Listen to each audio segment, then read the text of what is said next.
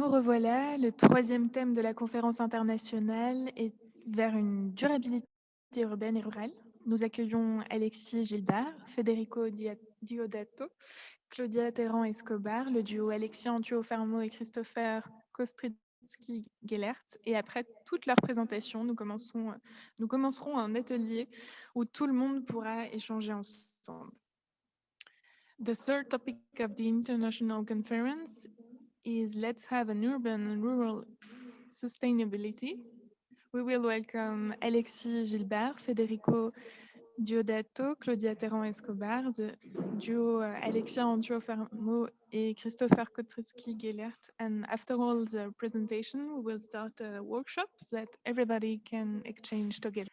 Alexis Gilbert est un doctorant en architecture et urbanisme à l'université de Mons en Belgique. Sa thèse s'intitule La ville productive, un nouveau paradigme pour le projet urbain, commencé en 2018 avec un partenariat entre la ville de Mons et l'université de Mons.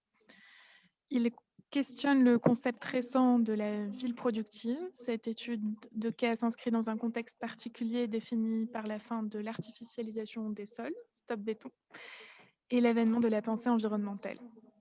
Il présente aujourd'hui la ville productive, émergence d'une thématique en faveur d'un développement urbain équilibré et durable. Alexis Gilbert is a PhD student in architecture and urbanism at the University of Mons in Belgium. His thesis is The Productive City, a New Paradigm for the Urban Project, started in 2018. With a partnership between the City of Mons and the University of Mons, he questioned the recent concept of the productive city. This case study takes place in a particular context defined by the end of soil artificialization, stop concrete, and the advent of environmental thinking. Today, he presents the productive city emergence of a thematic in favor of a balanced and sustainable urban development. So it's your turn, Alexi. Cool. So thank you for my presentation. I would just say to you, my work is co-financed by the University of Mons and the City of Mons. This is why this work has an important operational component. I'm so sorry, but I'm not able to present my results in English. So I will continue in French, but the PowerPoint is in English, okay? Donc, je vous propose tout de suite de rentrer dans le vif du sujet. Dès le début de la thèse, nous avons, avec mes promoteurs, décidé d'étudier les activités de production. On entend par activité de production l'ensemble des activités qui sont dans un cadre formel et dans toute leur forme légale, des activités qui ont un sens dans la fabrication, la production, l'entretien et la réparation d'objets matériels, et uniquement d'objets matériels, j'insiste bien là-dessus, c'est très important. Je vous ai mis quelques exemples qui sont situés, donc d'activités qui sont situées sur le territoire de Mons, qui est mon territoire d'études, situé en Belgique, qui est une petite ville de 30 000 habitants, composée, qui est structurante dans une conurbation d'à peu près 100 000 habitants à l'échelle de la commune. Ces activités de production, on a tout de suite entamé un travail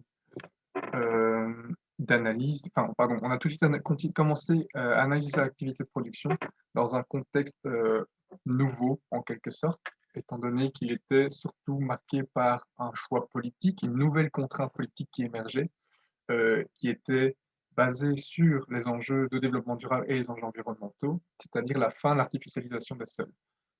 Pour ceux qui ne connaissent pas exactement de quoi il s'agit, c'est simplement le fait d'éviter d'étaler d'étendre et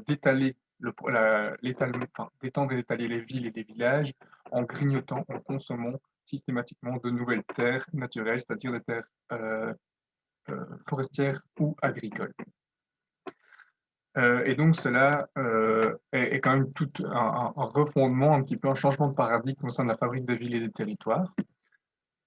Et en parallèle, au-delà de ce contexte, on a constaté, donc ça c'est un exemple situé sur le territoire de Mons, on a constaté qu'il y avait une certaine transformation urbaine qui était en train d'exister et qui faisait, qui avait pour but, enfin, qui engendrait la disparition des espaces de production qui étaient remplacés par souvent des blocs d'appartements ou par exemple du commerce.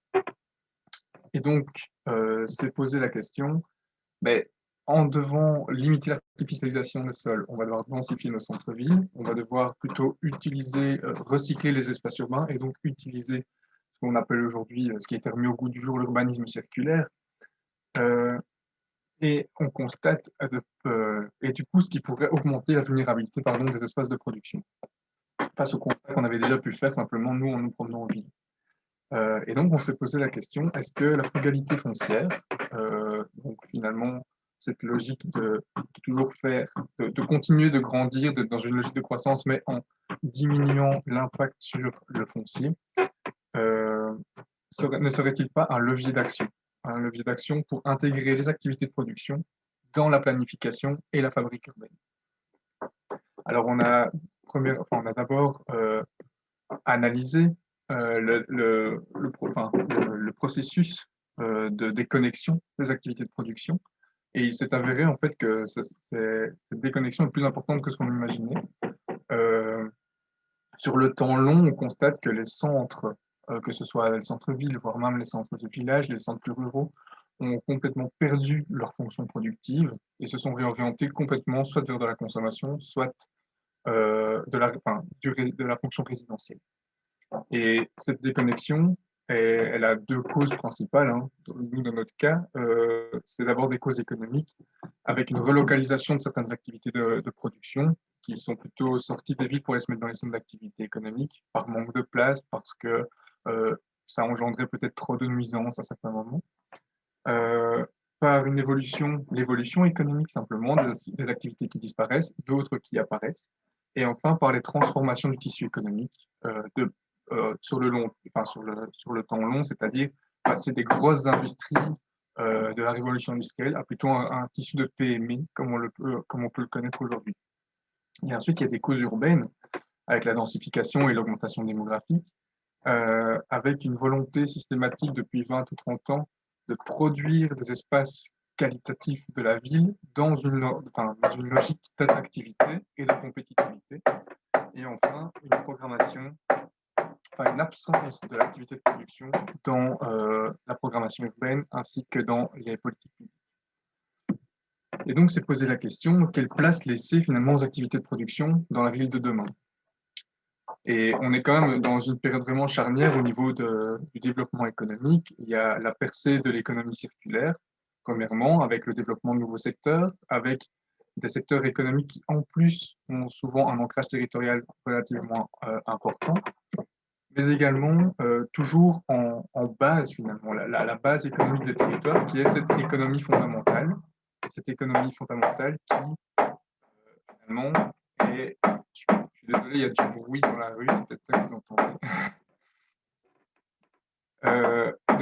Cette économie fondamentale qui a pour vocation de répondre aux besoins primaires, je dirais, des habitants de la ville, c'est-à-dire se nourrir, habiter, se déplacer et la santé à travers, entre autres, la recherche et la chimie. Alors, c'est aussi bien l'économie circulaire que l'économie fondamentale, finalement, elle compose cette base résiliente de nos villes parce qu'elles sont présentes quasiment partout.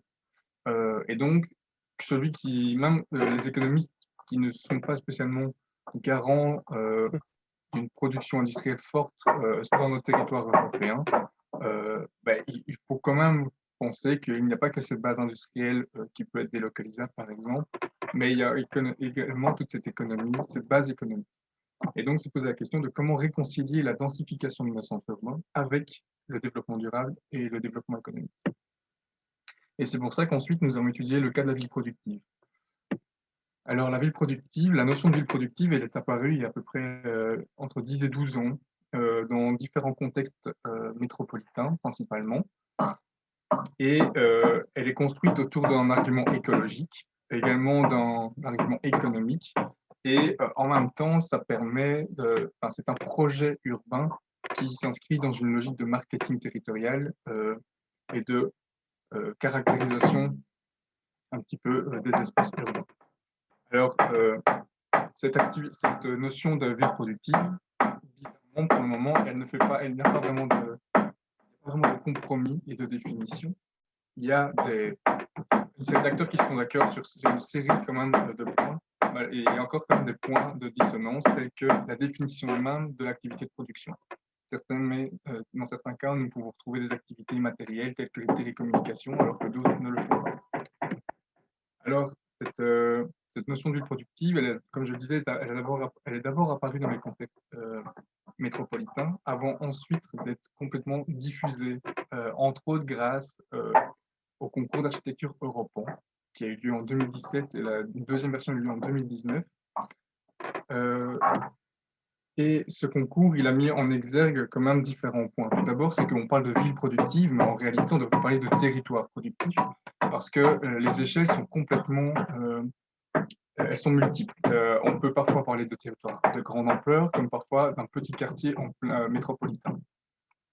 Ensuite, on constate également que sur la définition des activités de production, on n'a toujours pas de compromis. On retrouve un petit peu de tout. Il y a un éventail relativement large. Un autre point commun, c'est que ce sont systématiquement les espaces économiques, soit en friche, soit toujours actifs, qui sont mis en question, qui sont questionnés, pour lesquels on projette peut-être une ouverture vers d'autres fonctions urbaines. Et ce n'est jamais dans l'autre sens. Enfin, on constate que les réponses apportées par les équipes qui participent au concours sont multiples et qu'il y a sans doute des pistes qui existent, qui sont là en fait, mais qui sont pour l'instant bloquées par l'économie du marché, enfin le marché immobilier, le fonctionnement du marché immobilier et l'économie en règle générale.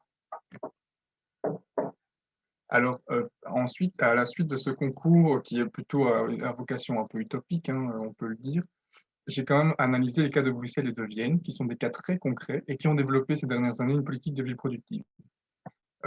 Vienne, à travers une vision stratégique qui est construite à travers 3 échelles d'intervention, que sont les zones d'activité économique, l'échelle du quartier et l'échelle du bâtiment. Et Bruxelles, c'est quant à elle plutôt construite, enfin la vision de ville productive sur Bruxelles, c'est construite autour du canal et de l'infrastructure canal autour duquel étaient placées historiquement toutes les industries.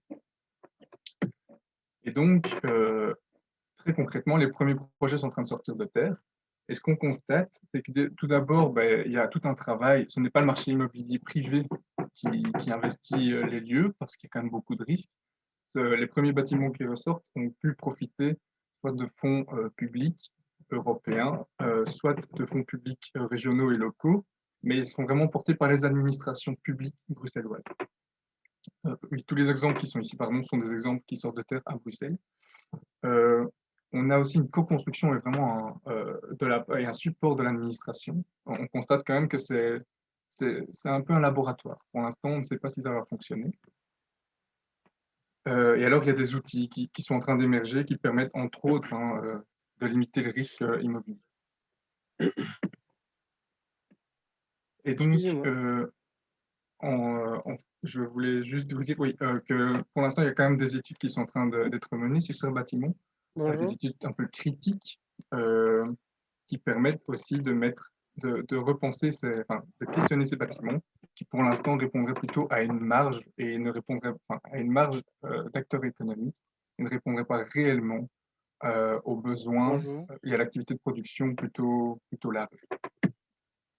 Et donc, les perspectives à travers ces 2 cas d'études de Bruxelles et de Vienne, c'est de permettre la transposition des outils qui sont développés dans ces 2 contextes métropolitains à d'autres contextes, à des contextes de petites et de moyennes villes, afin de questionner également le développement des activités de production dans ces contextes-là, qui pour l'instant se font principalement à travers les zones d'activité économique. Et donc, cette transposition, méthodologiquement, je vais dire, elle a pour but, elle a pour comme structure le fait de confronter et de rencontrer les différentes administrations, les différents porteurs de projets avec les outils métropolitains et voir comment ceux-ci peuvent être adaptés.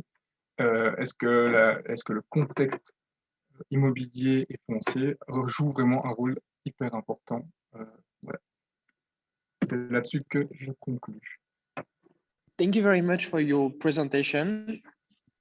Merci beaucoup pour la présentation. On a appris beaucoup de choses.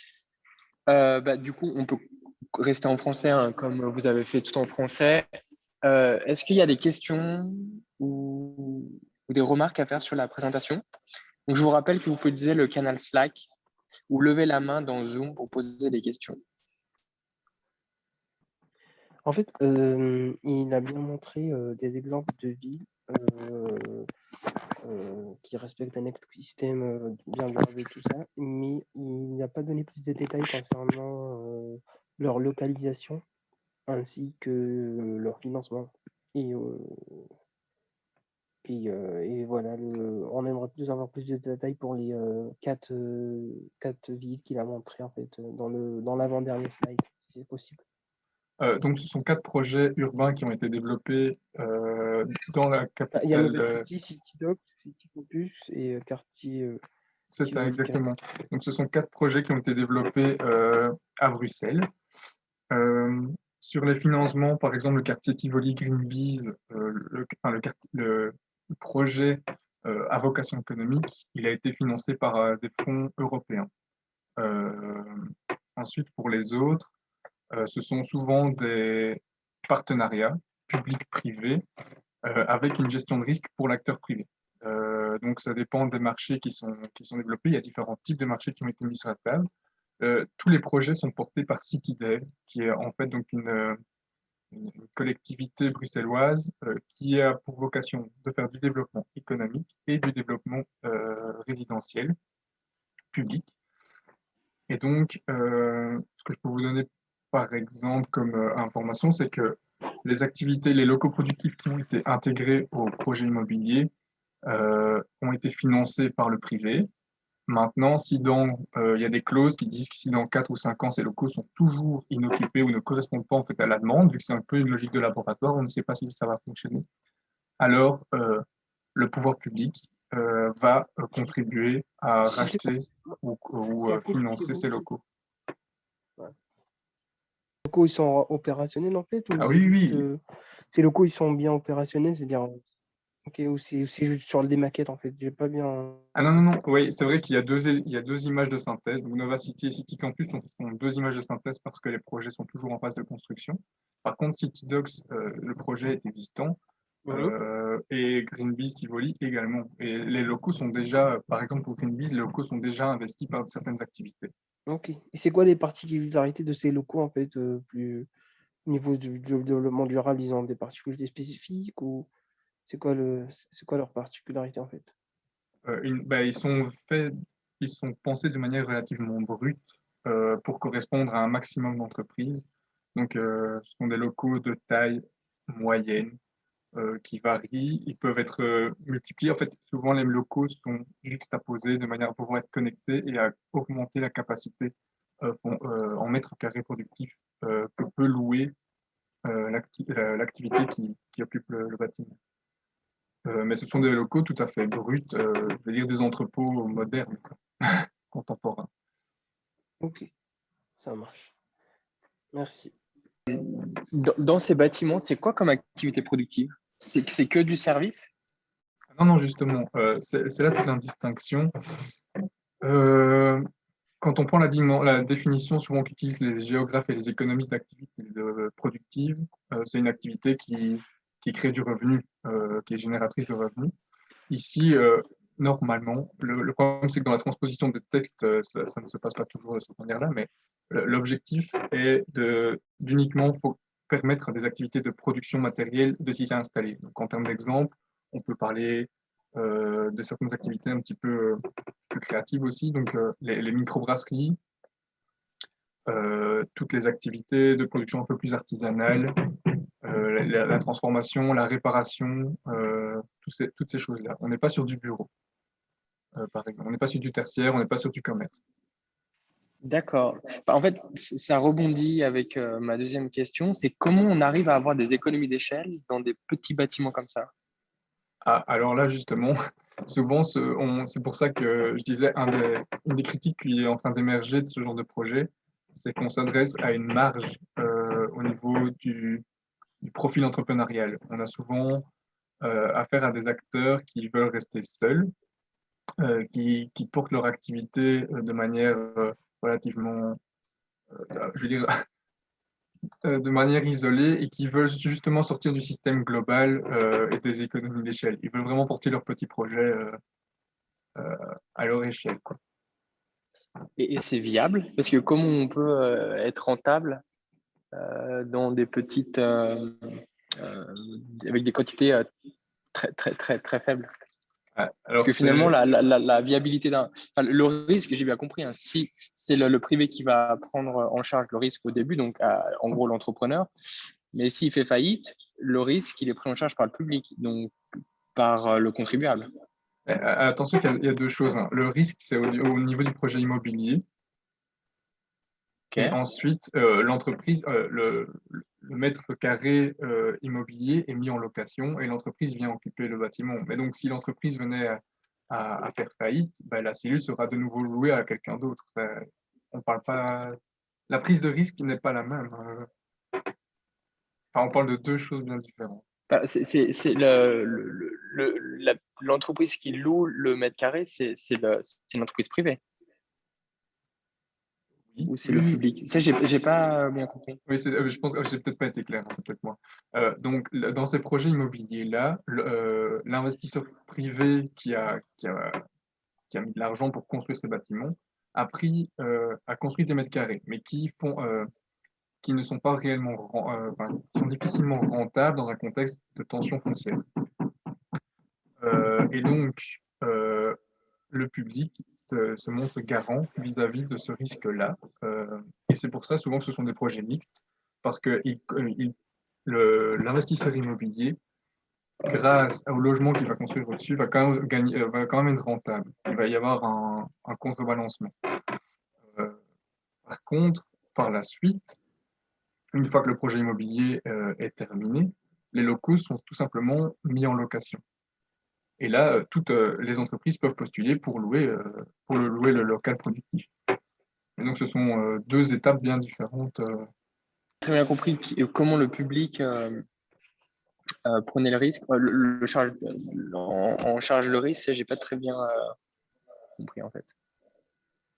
Ce que je comprends, c'est l'investisseur privé va faire la construction, va ensuite louer le mètre carré aux entrepreneurs. Ça. Mais du coup, le public, il vient où? Et donc, mais le public, il fait déjà partie du partenariat pour le projet immobilier. Donc, il a quand même déjà il a déjà participé à hauteur de 20 ou 30%. Il se montre juste garant si dans 4 ou 5 ans, les locaux ne sont pas loués parce que ça ne correspond pas à la demande des entrepreneurs, alors il rachètera ces locaux à l'investisseur privé, ce qui permettra à l'investisseur privé de ne pas faire une moins-value sur ces locaux-là qui sont inoccupés, en fait. Et après, le public, il va en faire quoi des bâtiments?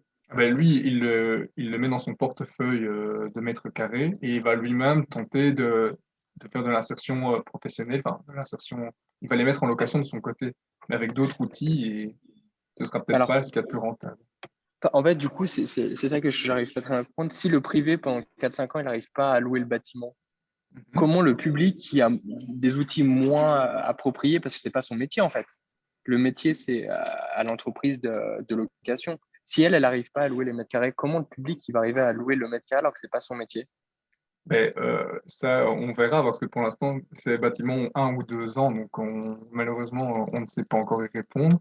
Maintenant, une des pistes qui ici est sur la table, c'est que finalement, si ça ne correspond absolument pas, si ça ne se loue pas parce que ça ne correspond pas aux attentes des entrepreneurs, alors on pourrait peut-être ouvrir à la fonction tertiaire.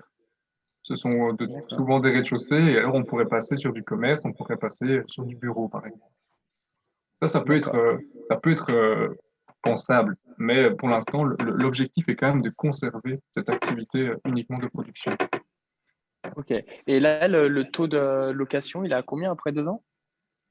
Alors, ça, je ne saurais pas vous dire les chiffres exacts. Je sais bien que sur Greenpeace, ce n'est pas rempli à 100% au niveau de enfin, la dernière fois que je suis allé, ce n'était pas rempli à 100%, mais il y avait quand même, à mon avis, 60 ou 70% des locaux qui étaient déjà utilisés. Ah, donc c'est rentable alors, à 70% de taux de location, Bah, j'imagine que c'est je rentable. pense, oui, oui, oui, ça, c'est quand même, allez, c'est un petit peu joué au dé. C'était quand même assez osé, mais ça va quand même répondre à une certaine demande dans cette de, comment dire, D'accord. profil entrepreneurial. Voilà, pardon. Ok. Non, mais c'est très bien. Bah, après, ce qui serait bien, c'est d'avoir un peu des chiffres sur le projet, par exemple, le turnover d'entreprise, ou, le turnover dans le sens, il y a combien qui reste, combien qui part, le Ouais, taux ouais, ouais. d'occupation. Enfin, c'est ça, c'est tout pour mesurer finalement l'impact du projet, en fait. Est-ce que vous avez Ouais. déjà mis en place des KPI, des outils pour mesurer la rentabilité des projets? Parce qu'à mon avis, si les mesures ont été mises en place, après, c'est facile de dédupliquer les mesures et les outils dans plusieurs autres projets, en fait. Ouais, tout à fait. Alors ça, j'ai pas encore analysé parce que je suis qu'au début de cette partie-là de ma recherche. Je suis seulement en train de rencontrer les différents acteurs. Maintenant, tout ce que je peux dire aussi, c'est que c'est un petit peu pensé comme une maternité, c'est-à-dire un espace tremplin. Donc, normalement, les entrepreneurs qui s'inscrivent, par exemple, au sein de Greenpeace Tivoli, ils peuvent pas y rester pendant 10 ans. Au bout de 4 ou 5 ans, ils sont obligés de sortir du système. En fait, ça leur permet de payer un loyer qui dépend euh, de leur croissance à eux, de la croissance de l'entreprise. C'est un coup de pouce pour ensuite intégrer un marché un petit peu plus tendu. Ok, super. On a une question de la part de Tramage. C'est justement le fait que les entreprises soient de petites échelles permet de sortir de la scalabilité d'une économie capitaliste et d'entrer dans une économie circulaire. Oui. Bah, c'est une affirmation ou c'est une question? J'ai plutôt l'impression que c'est une affirmation. C'est une question. On peut leur laisser la parole pour qu'ils développent davantage si nécessaire. Ah, je veux bien pour savoir un petit peu, pour aller plus loin. Tu disais que une des critiques le fait que ce soit les entreprises soient des petites échelles était et que c'est des entreprises en marge, mais justement le fait que ce sont des petites entreprises qui n'entrent pas dans une économie globale permet de créer une autre forme d'économie alternative. Donc, ça me semble un avantage, pas une critique, mais Ah non, mais c'est quand sûr que... on en voit la chose. Oui, oui, non, mais ça c'est sûr. C'est un avantage pour plein de choses. Ça participe à la base résiliente du territoire. Euh, c'est dans une logique de durabilité, c'est sûr que c'est ce qu'il faut. Maintenant, le problème, c'est que tous les projets qui sont pour l'instant mis en place euh, enfin, à travers les 4 projets immobiliers, par exemple, que j'ai montré là, s'adressent systématiquement à ce type d'entreprise. Et faut bien, enfin, c'est pas une microbrasserie qui va faire quelques hectolitres par an qui va nourrir tout Bruxelles. Et donc là, il y a quand même encore sans doute une réflexion à avoir sur des entreprises légèrement plus grandes euh, qui ont besoin de plus de mètres carrés, mais qui peuvent jouer aussi un rôle au niveau de l'économie circulaire et un rôle au niveau euh, enfin, du développement local en tout cas. Ça ne doit pas spécialement être de l'export global, mais ça doit pouvoir toucher des entreprises qui ont quand même, à mon avis, sans doute besoin d'espaces plus grands. J'avais une question aussi, du coup, enfin, j'étais en train de noter la question.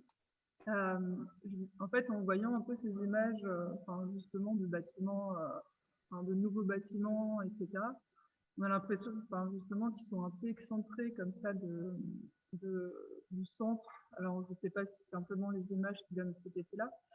Et comme c'est des entreprises, enfin des entreprises qui s'implantent, enfin, des petites entreprises, enfin, des choses. Je me demande justement comment c'est perçu par les habitants. Est-ce que il y a une espèce de frontière un peu comme ça du bâtiment en bloc? Et est-ce que les personnes justement de la ville, en fait, enfin du centre, enfin, quel lien en fait enfin, comment ça prend vie, en fait, un peu tout ça. Enfin, comment les choses prennent vie entre les deux, sans qu'il y ait, voilà, ce bloc un peu tout neuf de ce qu'on voit beaucoup dans des images publicitaires aussi, d'architecture, etc. Et en même temps, ce côté, voilà, on implante quelque chose de très nouveau et comment peut-être communiquer avec les habitants, par exemple, ou les personnes qui résident. C'est un peu la question que je me pose en voyant en fait un peu ces images. Oui. Alors, je pourrais peut-être répondre, c'est pour Greenpeace et CityDocs qui sont donc, comme je le disais tout à l'heure, déjà concrétisés. Les deux autres sont seulement en cours de construction, donc forcément, on ne saurait pas encore répondre à voir l'impact que ça peut avoir sur le tissu urbain et sa composante. Mais pour CityDocs, en tout cas pour les 4 projets, pour répondre à la première question qui était soulevée, ce sont 4 projets qui sont situés en cœur de ville. Alors, c'est sûr que les images ne donnent pas cette impression, mais en fait, ce qu'il y a, c'est que Novacity, CityDocs sont 2 projets qui sont installés sur des friches urbaines, des très grandes friches, qui étaient des zones industrielles, qui étaient délaissées et qu'on a transformées en zones en ZEMU, donc zone d'entreprise en milieu urbain. Et ce qui a permis en fait d'ouvrir ces espaces-là à d'autres programmations que de l'industrie et donc du logement. Et c'est pour ça que le bâtiment, par exemple, pour le moment, il a l'air un peu esselé, c'est parce que c'est une des premières phases de la reconversion de friche. Mais on est bien dans des tissus quand même relativement denses, bruxellois. On n'est pas en plein cœur du ville historique, mais on est quand même dans des tissus relativement denses de la métropole. Et alors pour la cohabitation, donc, par exemple le projet Greenpeace, là, ce qui est assez interpellant, ce qui est vraiment intéressant d'un point de vue architectural, c'est que l'implantation et la manière dont ont été pensés les espaces connectent visuellement les espaces de production avec les espaces publics, mais il n'y a pas de passage public au sein des bâtiments. Ce qui permet d'avoir une cohabitation relativement saine, parce que les espaces pour les entrepreneurs sont sécurisés. On ne sait pas vraiment revenir dans leur entreprise, on ne sait pas appliquer ce qui peut être stocké en dehors du bâtiment. Et en même temps, ils cohabitent avec un tout nouveau quartier qui est un écoquartier. Et ça fonctionne super. Enfin, ça a l'air de très très bien fonctionner. Donc, pour le moment, en tout cas, ce quartier-là est quand même plutôt l'emblème, je dirais. Pour l'instant, il est porté comme emblème parce que ça a l'air de bien fonctionner. C'est un peu ça, c'est de voir, comme tu dis, par rapport à ce tissu urbain en fait, qui est en train de se construire autour. Je pense par exemple au microbrasserie, etc. Excusez-moi, Il y a un lien avec. est-ce que c'est possible de switcher les questions pendant le workshop pour laisser la place aux autres? En tout cas, c'est très très bien d'avoir toutes ces interactions. Ce que vous faites, les 4 projets sont vraiment géniaux. Donc, gardez en tête vos questions, posez-les sur Slack et on rebondit vers midi pendant le workshop. Ça vous va? Voilà, super. Merci beaucoup. Merci. Merci beaucoup, Alexis.